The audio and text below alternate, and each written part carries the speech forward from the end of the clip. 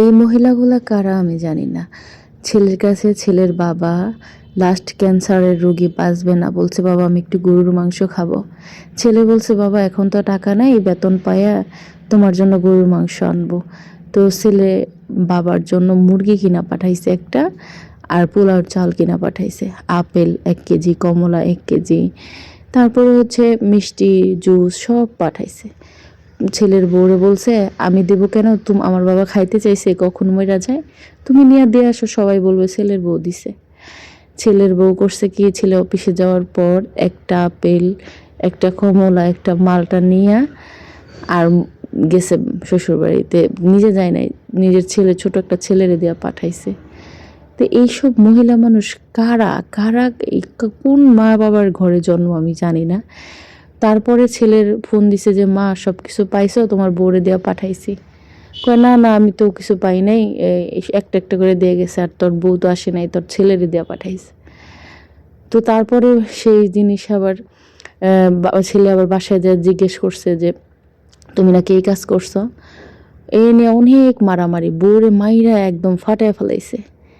তারপরে একজন এসে বলছে আপনাদের নিয়ে আপনার ছেলের তো সংসারে অনেক অশান্তি। পরে মা আবার দৌড়ে গেছে যে কি হইলো দেখি, বাড়িওয়ালারা নাকি মায়েরে বলতেছে আপনারা কেমন না, আমনে গলিকা সংসারে অশান্তি আপনারা আসেন কে, কেমন তোর বাড়িওয়ালা, এরাও আবার কেমন বাড়িওয়ালা।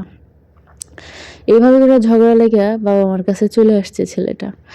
কিন্তু ছেলেটা বলে তাহলে ও অনেক খারাপ, তোমাদের দেখতে পারে না, ওরে ছাইড়া দিই। কিন্তু মহিলাটা বলে আমার জন্য আমার তোর 2টা বাচ্চা এতিম হবে, মা হারা হবে, দরকার নাই, তোরাই সুখে থাক, ছাড়ার দরকার নেই। তাহলে মহিলাটা কত ভালো, কত ভদ্র, আর ছেলেটাও ভালো। কিন্তু মহিলার কথা আমি মায়ের খাবো, মইরা যাব, তারপরও ওর বাবা মারে খাইতে দিব না। শেষ পর্যন্ত শ্বশুরটা মারাই গেল। এই যে শ্বশুরটা মারা গেল, কিভাবে এই শ্বশুরটাকে দেখতে গেল, কিভাবে, এই মহিলাগুলো কারা কারা এত নরপিশাচ, কারা এরকম স্বার্থপর, কাদের হৃদয়ে এরকম মায়া দয়া নাই। বাবার জন্য সন্তানের মন কাঁদে, ডাক্তার বলে দিছে বেশি দিন বাঁচবে না, যা খাবার চাই খাইতে দেন। আর ছেলের বউ কিনা খাবার দিলেই মারামারি, অশান্তি, ঝগড়া। ছেলের বউরে মায়েরা এমন কোনো জায়গা নাই দাগ করে নাই, কিন্তু তার কথা আমি মার খাবো, তোর বাপ মারে দিতে দিব না। আচ্ছা তারও তো 2টা ছেলে আছে, তার কি একটু ভয় করে না যে আমার ছেলেটা কি করবে? ছেলেটা লুকায় লুকায় দাদির কাছে আসে, দাদির কাছে আসতে দেয় না।